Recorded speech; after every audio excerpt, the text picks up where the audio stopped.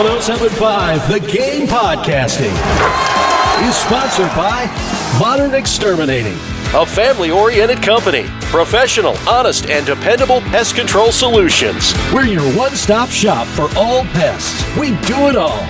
We know what bugs you. Visit us online at pestfreesc.com.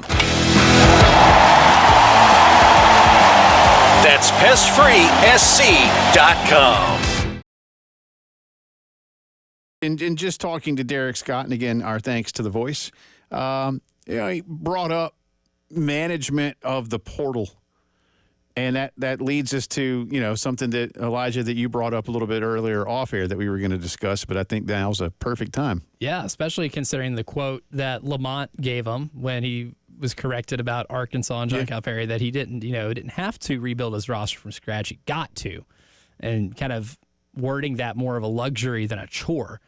And now with what 700 plus players in the transfer portal, I think was the latest number that I saw.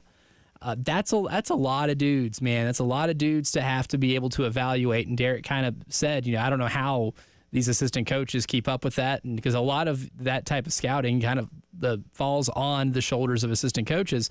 With all the stuff that you have to do within the years to make the team that you currently have successful, do you have the right resources in place to be able to accurately scout and evaluate a lot of these players and make sure they fit to what you want to do? I think that's one of the reasons why I don't want to say they missed on Jamari Thomas. I think Jamari's a good basketball player. He's a really good scorer. You needed a point guard who is maybe more of a specialist in terms of distribution and running a slower-paced offense. Maybe not Jamari's best suit if making him do that compared to what he was asked to do at Norfolk State. So that leads me to this question right here. Is the University of South Carolina willing and needing, I know the answer to one of them, to implement the GM role for this team as somebody who can solely dedicate time during the season to scout players across the country, mid-major, low-major, all the way up to Power 4, Power 5 would include the Big East, to evaluate those players. That way you have a solidified game plan going into each portal window that allows coaches to not have to bear as much as that responsibility. I would think the answer to the questions, and you asked multiple questions about one position, but, willing, able, need, I would think the answer is yes. Mm-hmm. Now, definitely a need. Yeah, need and willing, I suppose. Let's maybe I'll pull back just a second. Willing and need, yes. Able, yes, comma.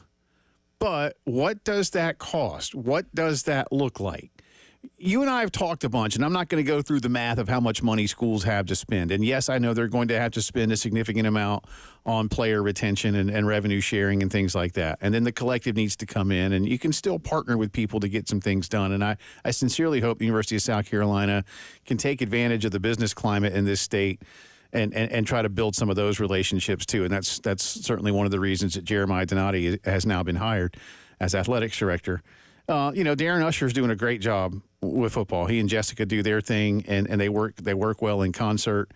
Dawn has people that help her, but really, Dawn's a relentless recruiter, man. So, I mean, when Dawn ain't here coaching this team, she's on the road recruiting. At some point, I think she goes and has some kind of fun. Although I think Dawn just gets a kick out of recruiting, man.